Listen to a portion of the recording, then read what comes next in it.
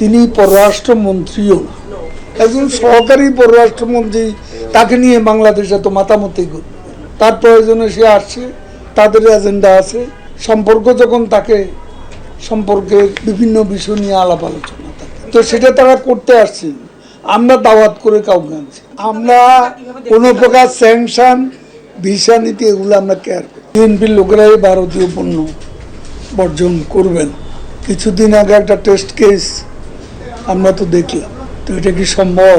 এই যে ভারতীয় মশলা ছাড়া কি আমাদের দেশে চলে? এটা একটা উদ্ভট চিন্তা এবং এটা একটা ব্যর্থ চেষ্টা।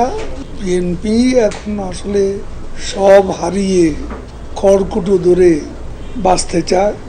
এটা খড়কুটো ধরে বাঁচার মতো, তাদের আসলে কোনো ইস্যু নেই।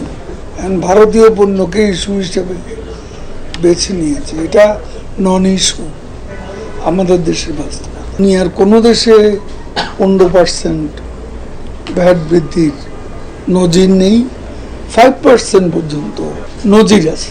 আমাদের প্রতিবেশী দেশও 5% ভ্যাট আছে।